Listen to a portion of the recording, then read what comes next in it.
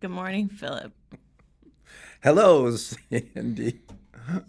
I If don't I know. you didn't even say good morning and I annoyed you already.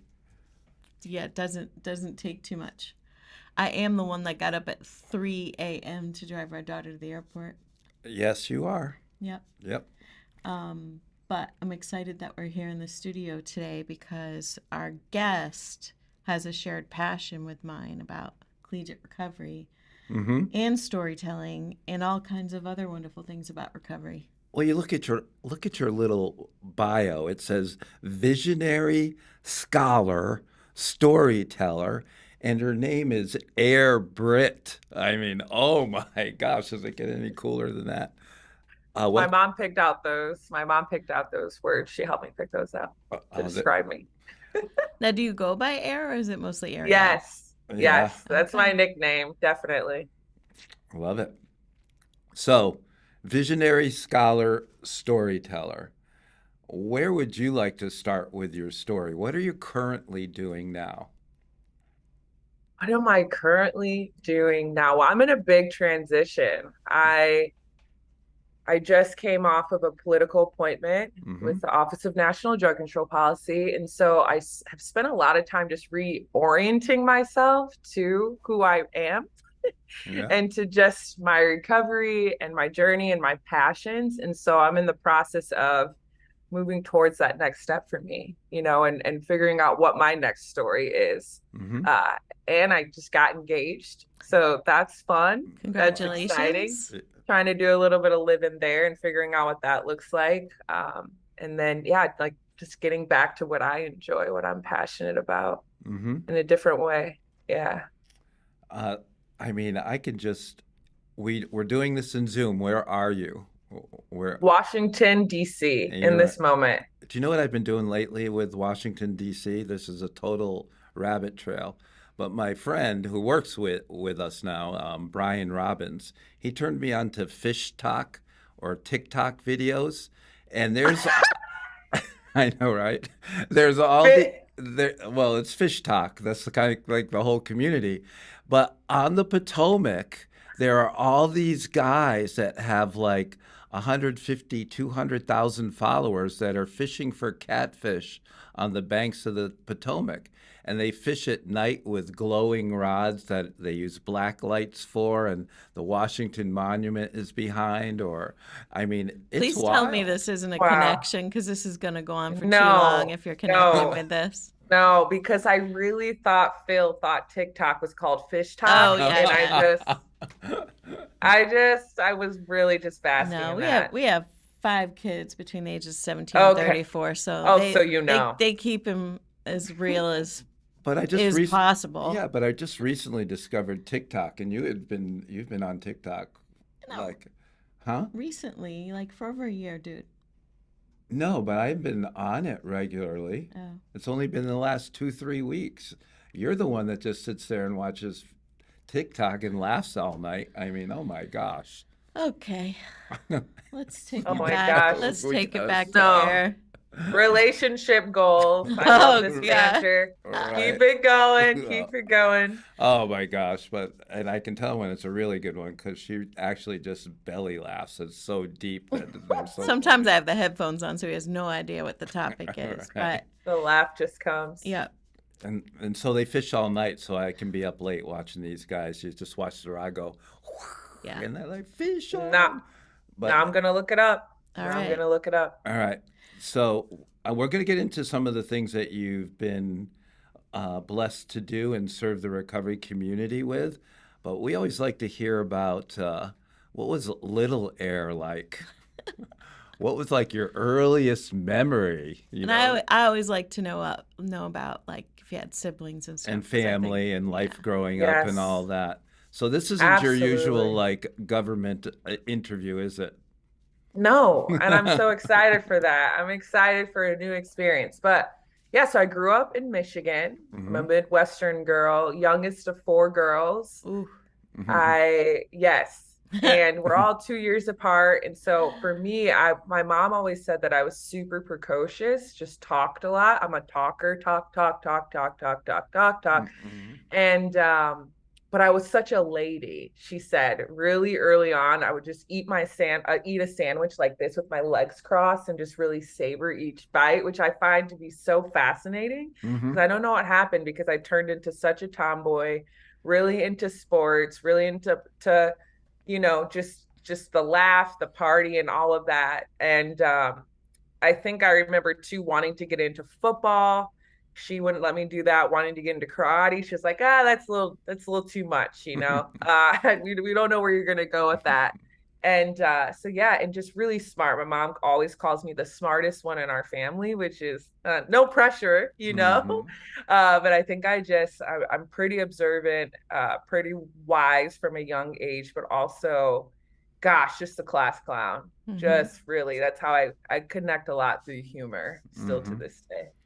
I Yeah. I think the the youngest one, Mm-hmm. has that ability to observe, and I think all our kids have always been very observant, and sometimes they go into quiet sponge mode where Yeah, they like know. fly on a wall so Yeah. that nobody Yeah. notices Hmm. them and that you might be saying Right. something that they're too young to hear. Right. Hmm. Yes. The observer. Absolutely. Mm-hmm. So I like already that you are so self-aware, because I always think that well, this has been my journey of recovery has been a journey towards self-awareness and knowing how I'm wired and all that. For you to even have that insight about you as a child and what you are like is pretty in deep. I'm impressed. That's pretty cool. Oh my gosh, thank you. No, I didn't realize like what a gift that was until Hmm. you're around, I guess, long enough and see how, I mean, that's just a value of mine, Hmm. similar to what you're saying. Just that personal awareness has saved my life and saved a lot of error, especially in recovery. I could see my mom when I first got into recovery was she noticed that about myself that wow, you've always been a risk taker in a way, but now you're taking the right risks. I used to be Mm. aware of what to do that wasn't in Wow. alignment, but now I'm Wow. taking those in a different way and, responsible for me, which is, ooh, what a Well, journey. wow. Mm-hmm. I just learned something about me, and you just said it. Because Mm-hmm. I'm wired the same way. I was very much a risk taker, and the ones I took in my teen years and actively using, I got into recovery when I was 28. They Mm-hmm. were not risks worth taking. There was very little reward. Yes. When's your birthday, Phil? When's your birthday? October, October Okay. 5th. Okay. Why? Mm-hmm. Oh no, I mean, I just like to know. I may be into astrology just a little bit, but I'm an Aries, so So I'm, maybe Ariel, yes, Aries, a lot of air. fire. and Hmm. I am the scales. I am Yes, perfectly balanced. Oh perfect. gosh, yeah. Yeah, Yes. right.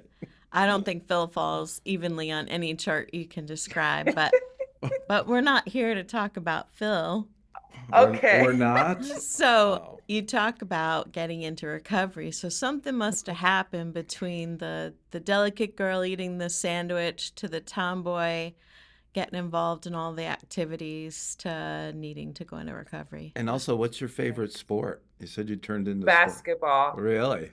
Yeah, Yeah. I come from a basketball family. Uh-huh. Yeah, that's my it's just a natural talent there and I love being a part of teams too. Mm-hmm. So What teams how far did you go with basketball? well, due to substance use, I Mm-hmm. was like, I can't play in college. I had other things I wanted to do in Mm-hmm. college, which was party. I didn't realize that that was a byproduct of, my disease, but I really just I got offers and I just said no, no, mm-mm.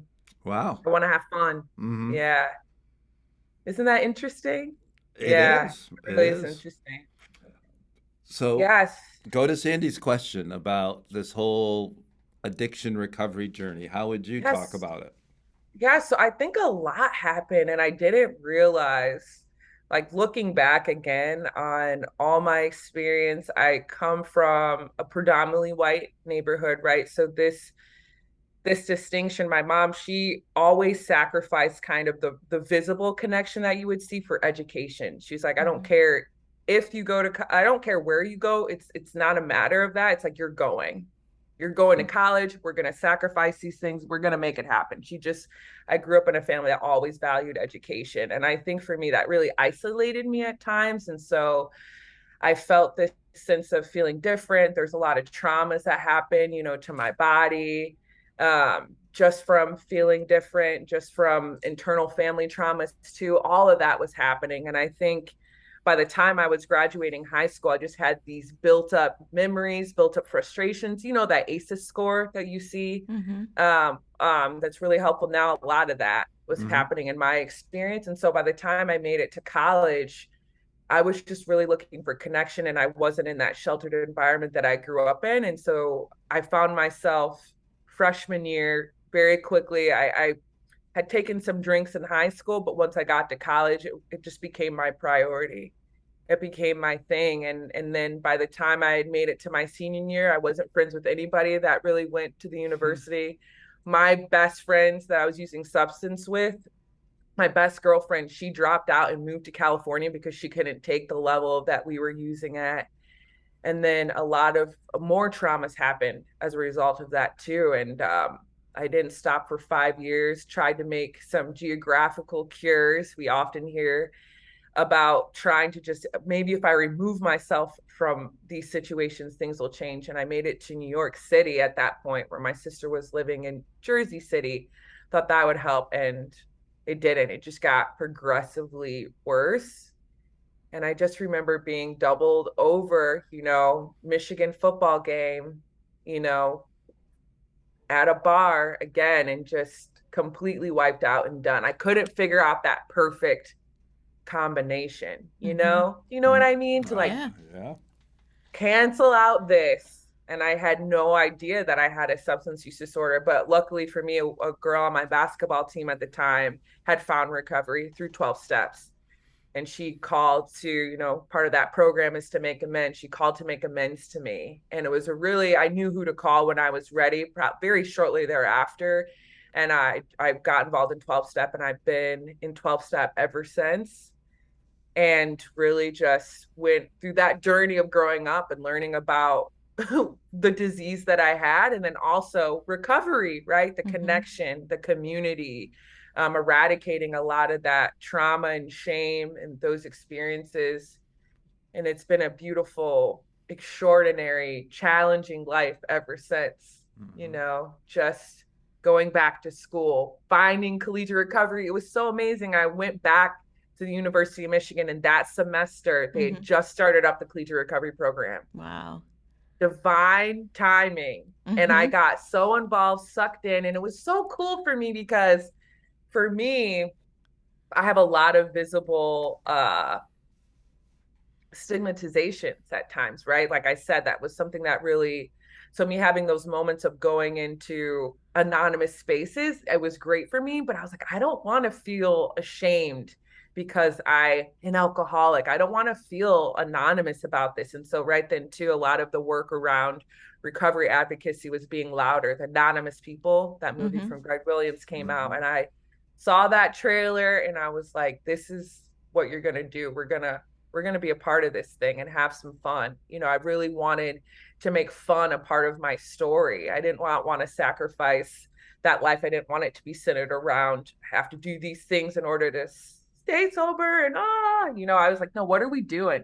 So I've always still maintained that fun party atmosphere, especially for young people. And then it just grew from there. You know, Really grew from there. so this is really heavy on my heart right now because I'm preparing for the new class of students to come to campus in another month, and I'm meeting with a lot of younger students who have gotten into recovery in high school coming to campus for the first time. Mm. What would you say to them? You know, they're in recovery, they're going to college for the first time. I've seen this pattern of by Labor Day, they've returned to use Mm-hmm. because they're trying to fit in and be anonymous in that setting, not carry their Yes, addiction into college. You're I know. resonating with her. It's Great question. so, for me, it's so important to validate that experience because it was so hard.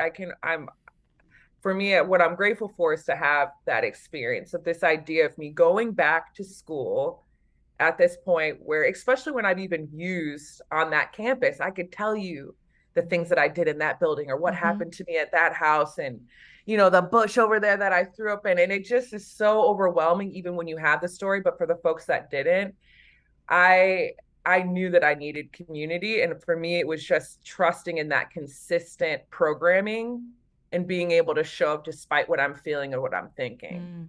Because that's the tough part, Yeah. right? That's the tough part, thinking that I can, oh, you see it all the time, the students that I've worked with. No, I'll come next week or I'll see you at the next event. I really got to study here. Mm-hmm. I really have to go and, show up at this event for this school. And it's like, if I don't keep my recovery and my health first, which is hard to kind of coincide when you're talking about just community in general, if I don't keep that first, I don't know.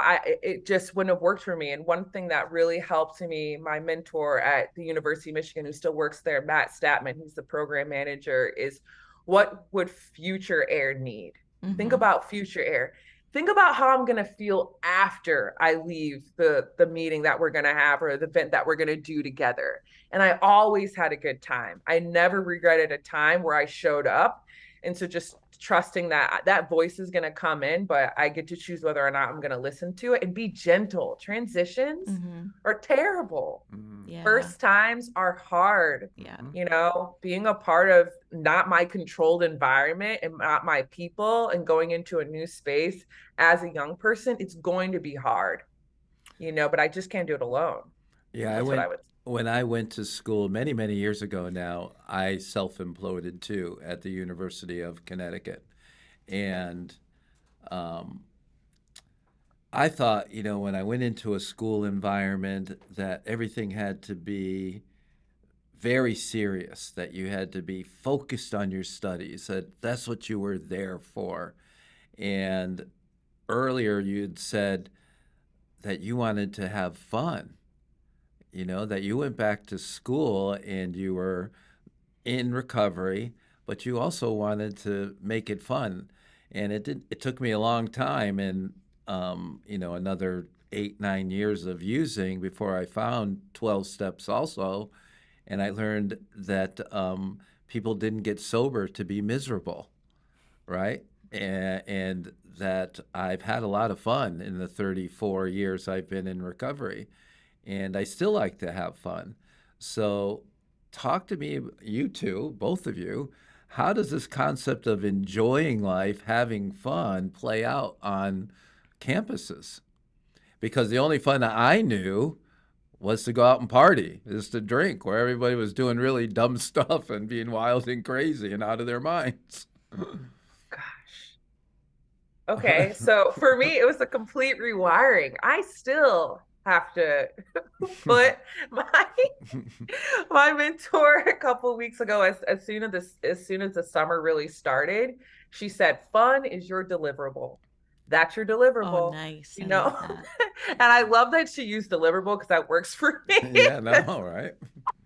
And so I have to make time for it and really plan it. And I think on a college campus is making the hard things feel fun. So what we would do, I would lead these study groups that we would have. And we would study for about 50 minutes and then go outside and hang out for 17 minutes. And I would lead these study groups. So we're all together, hanging out, planning those moments together just felt fun. We had a running club and we would just run. We would get pizza and just really connect and talk with one another. And I think this is also really tough too, because when you think about collegiate recovery as a social justice issue, not everyone has that same access to funding. Mm-hmm. And so those were the free things that I was thinking about that we could do to have a good time. And it's amazing what you can do just playing cards or just having that connection, laughing, Mm-hmm. going to the movie, doing a scavenger hunt on campus. It was just that balance of me thinking about what I naturally, me with a substance use disorder, what I naturally think is fun is problematic for me. It's problematic for me. My brain chemistry is different. And so thinking like, oh, I can have fun just eating popsicles and hanging out. Mm-hmm. That was such a novel concept. But again, thinking about how I might feel afterwards really helped me to just show up Mm-hmm. and just really reconnect. Being vulnerable for me is fun today. Telling somebody how I'm really feeling, Mm-hmm. ugh, gosh, that feels so good, right when I need it. So I don't know what y'all do on the college campus, but those were some of the things. We tailgated, we had a good time. I was at U of M. Mm-hmm. Yeah, a lot of that. We have a lot of that planned, but I've found over the last year we have a house on campus that I'm starting to refer to as a recovery community center this year because we Oh, have great. access to the whole house now. Um, but it's the drop-ins when they drop in to study and just start hanging out. And we've got food if somebody wants to Free make some food, food. Yeah, free food. free food. Mm-hmm. But just those impromptu, I think, have been the most valued by the students. But, you know, University of Connecticut is in a rural part of Connecticut. Mm. And our numbers say that we're 53% white. It's probably a little higher. We have a lot of international students, but in terms Hmm. of culture, it's still a very white culture. And I'm just wondering if you have any thoughts, and I don't know about your experience, but I have had trouble um, drawing in our people of color. Like the Latinx community is present, the Asian American and Asian are present, but I have not been able to draw in Black students. It's really difficult when we think about the systemic issues related to substance use disorder. Mm-hmm. I know for me, when I was a student at University of Michigan, I think because I didn't have an extensive criminal background and I had already, my mom sacrificed so much to prioritize education and I already had my foot in the door, right? Mm-hmm. So a lot of folks that were in recovery that may have gotten a second chance or something or at the community college, right, that Yeah. looked like me or at, more of the state schools that looked like me. And so really there is this pressure at times to diversify a system, which is a predominantly white institution that really wasn't necessarily built for folks that look like me, but add a substance use disorder, Mm-hmm. add another social justice issue, it's really hard to find, you Yeah. know? And so I think a lot of it was, I know something that I always share when this issue comes around is being in connection and being our supporter or ally for those communities on campus, whether it is the multicultural center or Mm-hmm. making sure that the Black student affairs officer knows who you are and how you can support their efforts and being an ally for them and keeping that door open. For me, it was just a lot of those points of outreach. So if you kind of continue to build that safe space within the community and talking about those issues around the students that are there and saying, this is a safe space. What does it look like? What is that energy that we need to bring so that if you build it, they will come, Yeah. Mm-hmm. right? Yeah. So you even have to build that, I think about it too, like when you, God willing, when you have a child or something, what's the most exciting part sometimes? Getting the nursery ready, Mm-hmm. Mm-hmm. studying all the books Yeah. and making sure that when the baby comes that they feel comfortable. I think it's important those are the things that you can actually do while you're waiting for that student who will come, hopefully, right? And when Mm-hmm. they do come, will they stay? That's what I often think about. When they do Yeah. come, will they stay? Will they feel supportive? What are those things? Do they know Mm-hmm. that you even exist? And so it's a lot of outreach to kind of Yeah. just raise that. Those are Mhm. great points. Thank you for sharing that. Yeah, And maybe a absolutely. visit We've with had we've Air had a Britt. Oh, yeah we've had oh a yeah. few guests that have talked about social justice, and at one of the multiple pathways of recovery conference, we had a panel, and I moderated the panel, and we were talking about multiple pathways, and I asked them what their pathway of recovery was, and two of the gentlemen said social justice as a Mm. pathway of recovery because they were so fired up about their work and how it fueled their passion for change. And you've mentioned social justice probably 3, 4 times already. So, Mhm. what's on the top of your head when you think about social justice and recovery? I always go, here, let me show you Okay. this.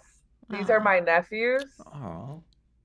this is an older picture, but that's Parker and Austin. Mm-hmm. And I think about them, I think about the genetics of um, this disease, right? And I think about the accessibility. I think about them being young Black boys, right? And at some point, what is that switch that they're seen as? What age is it going to be where they're seen as Black men, where they're more likely to be seen as a threat? And so I always try to lead with my heart and think about the legacy that I want to leave them, and think about the legacy just within the family unit, the family structure. And if I have children one day, my fiance has a son, so I have a bonus son already who's amazing. I think about them and the world that I want to see them grow up in. And for me, growing up in 12 step, a lot of this is attraction, not promotion at some points too. For me, Yeah. that's the social justice issue that I tend to really take on. We all sit at, I don't have the heart at times to always be the person right on the front lines, holding the flag or doing the fight in a different way. For me, my fight is being vibrant and dancing. And when you look at me, you see a full Black woman who is enjoying her life. Mm-hmm. What does that look like? And then you ask me my story and you see where I come from. You see the invisible things that you can't all the way see. And you see the full totality of me, of my full story, and the impact of that in my active addiction and in my recovery, because it just doesn't stop there. And so I think oftentimes I meditate, I connect. And a lot of things that I get is that there's been a lot of fighting, right? There's been a lot of fighting with my lineage, with my ancestors. And I just think I'm at a time where what would be so powerful if people see me dancing? And so that's where it becomes a safe space for me to merge all those worlds, to intersect together, where you see my social justice issue as love. I'm Right. just exhausted from the fight. It doesn't work with my spirit well. This is a long-term game. This work is a marathon for me. So at the end of the day, what you're going to get from me, hopefully what you're going to see beyond me is my joy. It's That's amazing you beautiful. say that. So, this last month or so, the topic I do recovery coach performance support in each of our centers, and I talk about the intersection between joy and recovery coaching. And you also talked about early on having fun, right? And there's a connection too between me about having fun, and fun used to have a different connotation. It used to be more wild or adventuresome, or now it's more about enjoyment, doing the things that I enjoy. And when I'm filled with that, it fills me with spirit, and joy comes out of me, usually in the forms of really bad dad jokes, but Really bad. really bad ones. So I'm always, I teach best what I most need to learn. And Mm. um, that's really me about as I approach, I'm in my 60s, as I approach the next phase of life. How will I enjoy that?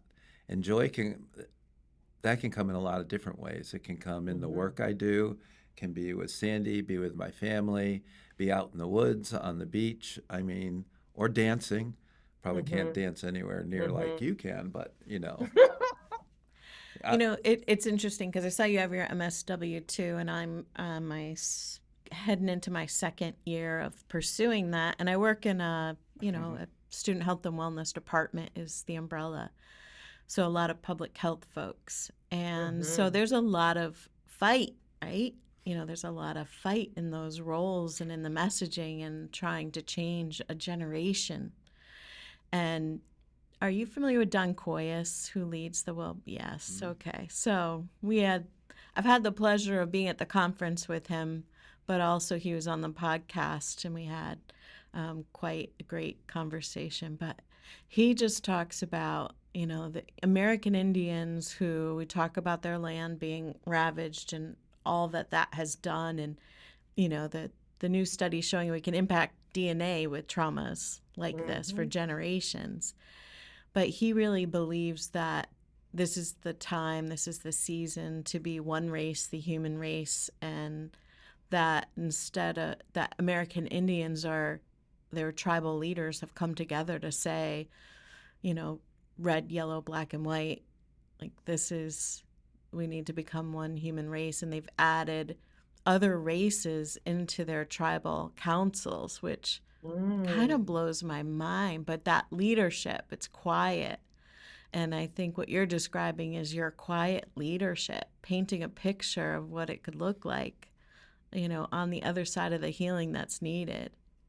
Right. And I think it's important to say, and that's so beautiful. I have a dear friend of mine who um she's white, but she has Native American blood. And so she connects with that on her spiritual path. And she said that a lot of the Native American tribes, they got this understanding that when folks of different race were to come to them to learn again, that Native Americans are saying, teach them everything, Mm-hmm. teach them everything. And so for me, it's not, in my experience, I'm not attempting to spiritually bypass what happened. Mm-hmm. That's not it at all, right? So Mhm. you asked me about what was I like when I was a kid. Mhm. You know, I forget that all the time, and thank you for bringing back that to me. So I spent my fiance lives in Louisiana, and I spent the summer with him and his son, and I had this like just this deep awakening watching him get frustrated about something and then being happy 2 seconds Mm-hmm. later, you know, going through this myriad of emotions, me just allowing him and letting him feel his feelings. And,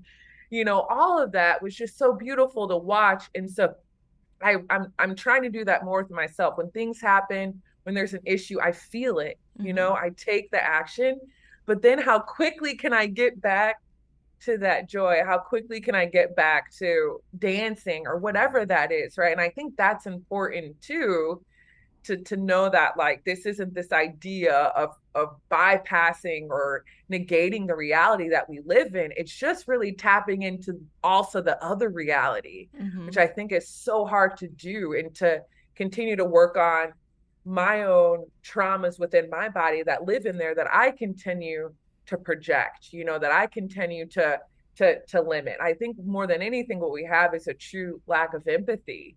You know, for me, the revolution that I'm looking for and that we're all looking for is internal, right? There's so much sadness, there's so much chase for power and all of that, right?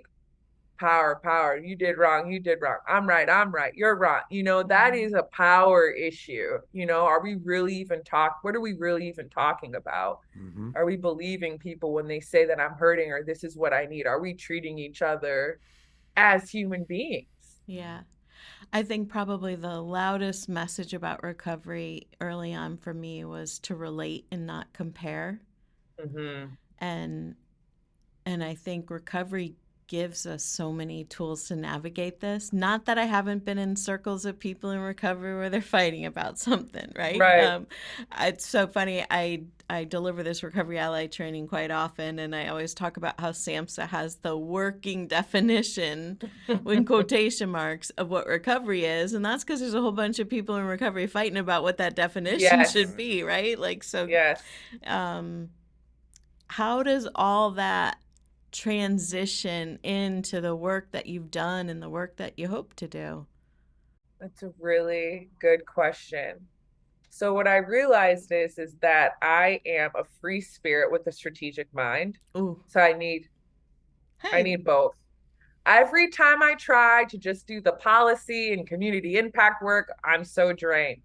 Then I'm all the way into storytelling, or I need the long break. And it's like, how can I merge both of those worlds and keep those consistent in my life? You know, so that's definitely it. And then I know, like I know there's something about working with and supporting young people that I'll always love.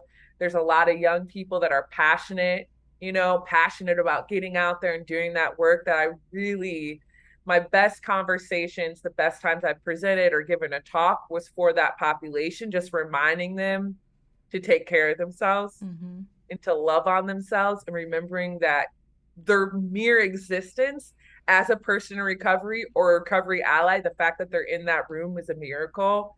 And like to go take a break and go have some fun, and then let's come back and figure it out together. And so really cultivating that community around that and those points, and then continuing to create spaces for empathy in policy, right? So merging that that storytelling with that strategic brain.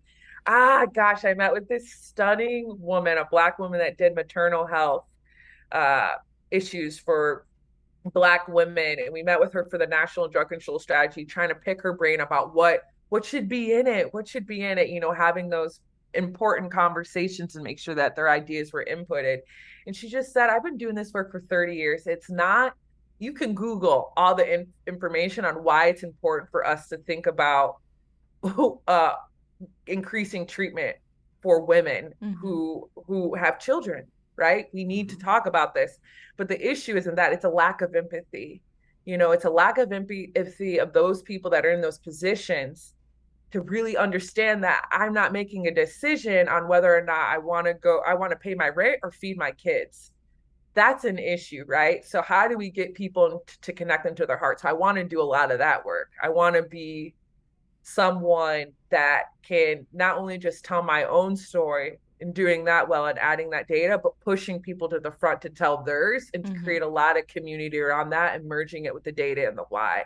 I think there's just a lack of empathy around these issues. It continues to be the issue related to getting policy done, right? To getting good policy done. So how do we continue to work on that and really learn from states and spaces that have been able to figure that out? I want to empower change that way. And then I think really continuing to tell the stories about what I'm enjoying. I think that's important too. Keeping it really not even just simple, but open. And I think I continue to learn from how other people have healed and how they got from point A to point B and how they're going to still go. So I want to keep infusing that too. A lot.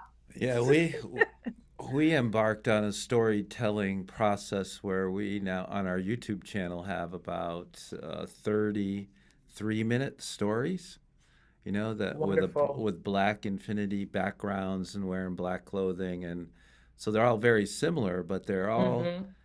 And we worked with Megan Perry, who is a storyteller, woman in recovery, and developed this format like a moth story slam type of story, so Oh, that it's nice. a rehearsed story. It's not a read story, and it comes out different every time, but they're very powerful. And that also ties into because I've had my run-ins with the government, with systems, working with the state, and I don't know if they're run-ins, but I have a lot of experience with them. And I've always gained more traction by telling a story than by presenting data. One of the examples is I told the story of Smokey the cab driver giving me a beeper when I was early in recovery. That's how long ago it was. So the beeper went off at 2 a.m. I made the call, the number on it. Oh, this is Rockville Emergency Department. We have a live one. Can you come down? And that was my training. I told that story for 15 years at the Alcohol and Drug Policy Council. Finally, about 5-6 years ago, Miriam Delphin Rittman was there, Yes. and she heard that and goes, "That's a really good idea." A few weeks later, I said, "We have some seed funding." And now, 5 years later, we've seen 20,000 individuals in the emergency departments in Connecticut. There was no data to support that this would work or anything that there is now, but it was the power of the story, of the connection that brought about some incredible change. So I think I love what you say, free spirit with a strategic mind. Did you come up with that, or did your mom? I came up with it. Yeah. No, I love that so much because that described Phil to a T. That's described my 23 years at CCAR. That we'll take a risk. We'll look at an opportunity. I think there's some spiritual discernment in leadership that a door is open, and a lot of people, I think, see the door, but not everybody has the courage to walk through it. So what's your next door? Because I think you see one. I do. I may, and I don't know if I could say this quite yet. We're still in the things, but you may see me in Texas. Okay. It's closer My to next move. Louisiana. It's closer. I know. All right. Yes, you may see me in Texas. Yeah. I will say that. And I'm excited. I'm excited. I think about all the work that y'all have done in Connecticut. Mm-hmm. I wanted to really give a shout out for that. I was able to visit with the deputy director at the time, Regina LaBelle was at the Mm-hmm. White House, and see all that you were doing and connect there and just continue to see the impact that you've had. And wow, if we could do that in more places, and I really want to be a part of that. I Mm-hmm. want to continue to I've had the privilege of living in Georgia and Denver, and I went back, like I said, went back to Michigan, and here in DC working at the national level. So I'm excited to be a part of more of the change makers at the state level, Mm-hmm. doing some work there. um Higher ed continues to always be a passion of mine. So maybe you'll see a little bit of that, and then I'll tell you the story. That's really cool. I Mhm. think the next phase for me is um, I talked to Bill White recently about all of this is working on the history of CCAR. So there's so much data to mine to tell the story of me being the second person hired and the founding story with Bob Savage to right now I think we're at 64 employees and just but it'll be a lessons learned. It's a very transparent document, I think, the way or book that the way I'm going to write it, and it's also outlines the struggles because a lot of people look at the success and they admire the success or they're jealous of the success, Mm-hmm. and oftentimes we don't talk about the real difficulty in some of the work we do, and I think that needs to be discussed. It needs to be out in the light. Got to share the mess. You have to. Yeah. What are you working on, Sandy? Yeah, so I'm working on this initiative of be building recovery friendly campuses in Connecticut. So on our Connecticut Alcohol and Drug Policy Council, but specifically on the campus of the University of Connecticut, which is I know Michigan I think is bigger, but it's 30,000 students across our campuses. Mm-hmm. And you know, tilling the soil with recovery ally training, a little 2 hour workshop where we talk about the language, we talk about treating people as resources, and we talk about what the resources are, right? Mm-hmm. Pretty simple, is so powerful when a student joins me. Mm-hmm. So it's always better, even though I'm a person in long term recovery and I am a student, but when I get some of our, traditional students, 18 to 24, to join me in that, change is happening, and learning that I don't need to define what it looks like for those who attend. I don't need to figure out how this department changes or that curriculum changes, although I want abuse erased from all our curriculums. Working Yes. on that. I don't need to define it. It's happening. Things I couldn't have imagined under my own steam. And I laugh because I had over 3 decades working for a big insurance company and as a risk manager. So for 20 of those years, I looked at stuff that Phil was doing with CCAR and Mm. telling him how insane that was, never gonna work, right? Never gonna work. And how it always has. How founding principles of erring on the side of generosity, and some of the other ones they have, just changes everything.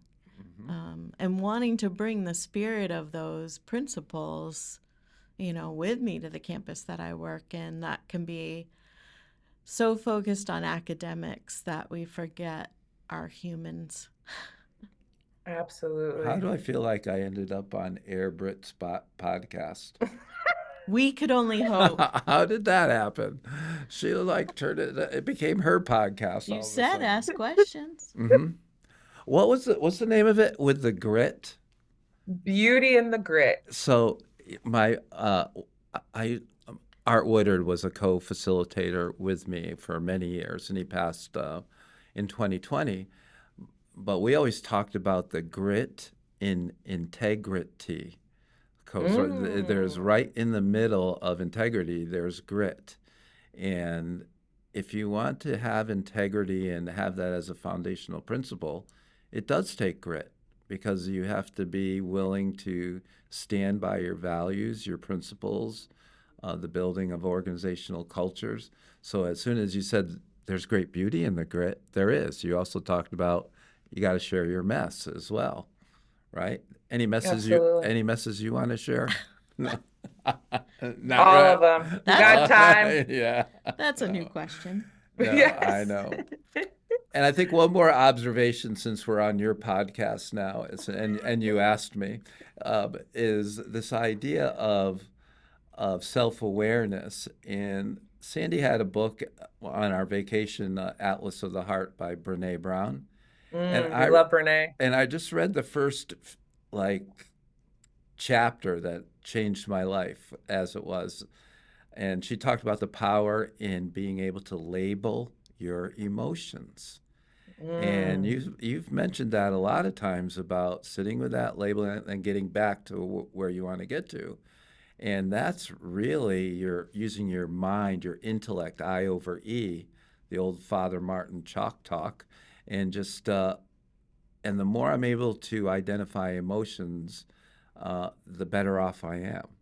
And I realized just recently talking about this with Joy, the two that for me in my culture and the way I grew up was to admit I'm hurt, right?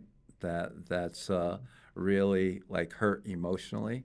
I can say, yeah, my knee hurts, or damn it, I have a cough, or whatever, but hurt emotionally, very hard for me to admit, and to admit when I'm afraid, and the more I've been saying that lately, it's easier. It would be easier to say, well, that hurts, or, actually, I'm a little afraid of doing this. So, Game changers. so thanks for your therapy Mhm. session now too. Anytime. Is that what you do? I think I might do it just naturally. Yeah, I think you do too. Yeah. Hmm. Asking good questions. I have what can I ask one more? You Yeah. can. What I've been hearing a lot, and I just want to give words to it and kind of maybe just direct sentences. What do you want your legacy to be? What do you want to leave? So, we used to do this exercise in corporate, big corporate circles, team building, like write your epitaph for your headstone when you die. And Mm-hmm. it's always stayed true for me, and it's just that she loved. And it's not true yet. It's not true in the truest sense yet, right? Yes, my kids know I absolutely adore them. Phil knows that I adore him too. I worship the ground that he walks on, Yeah, I'm as sure you can that's true. see. Um, Jesus. but my anxieties, my empathy, I feel everything. And I've realized that plays out by irritation and anger. Mhm. Because if somebody shares a hard story, I'm absorbing it. Mhm. Yeah. And I didn't realize how sometimes that can make me seem cold. And yeah. So it's figuring out to the truest sense of she loved. I've got to figure my way through being able to love people without wanting to fix or change or resist feeling what they might be feeling in their circumstances. Sandy, I just want to tell you I had the deepest realization this week about the same exact thing. And I had to talk to my fiance about it. I said, I realized my main motivation for oftentimes helping you Mm-hmm. is because it feels uncomfortable for me. And I am under the illusion that when I do help you, you won't have anxiety anymore and we can move on and feel great together. And I just realized that it doesn't matter like what is my genuine, am I loving you unconditionally, or Mm-hmm. is it a transactional situation? And then I get even more upset because you actually are still feeling. You're actually still afraid. You're actually still frustrated. And I heard this amazing acronym for love. It's helped me over the past year, which is letting others voluntarily evolve. Wow. Yeah. That's kind of I've the new never version of detached with love, right? and it really just it helps me. And then I was like, oh, I have to do the same thing with myself. I'm really hard on myself. I'm really uncomfortable sometimes in my own feelings. And so that's like, am I allowing myself to make mistakes?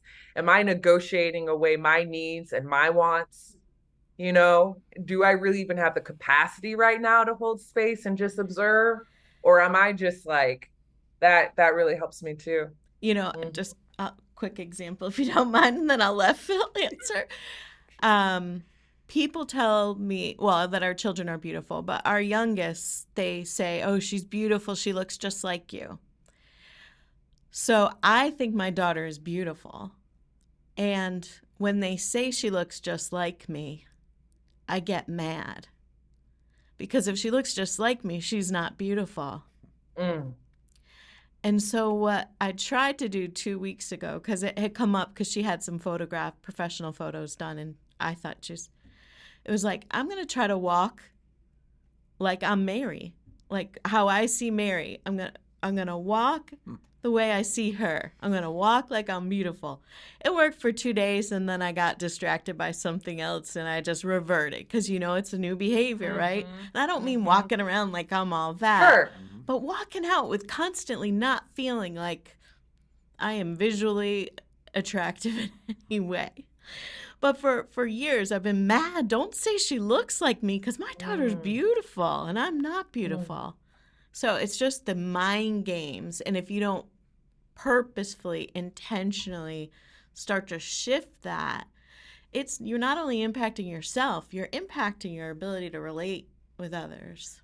To connect. Thank you for sharing that. I can so relate. So what's yours, man? What was the question? What's your legacy? What's your legacy? She loved. What is Phil? I would like people just to call me coach. That's one of my most, when people call me coach, that's one of the most endearing terms for me, because I feel my purpose has been to coach recovery. And I also think the legacy I want is the one of recovery coaching, the way we've evolved it over the last 15 years about really treating people as best resources on their own lives, listening, asking questions, managing our own stuff, exactly what you said about love, letting others voluntarily evolve. That is the coaching basic. The one that I'm really excited about now that I think is going to be historic is the concept of multiple pathways.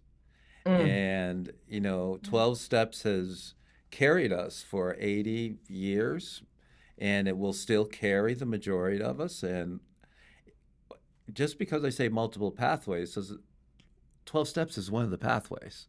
It might be the widest road up the mountain right now, but there are other ways.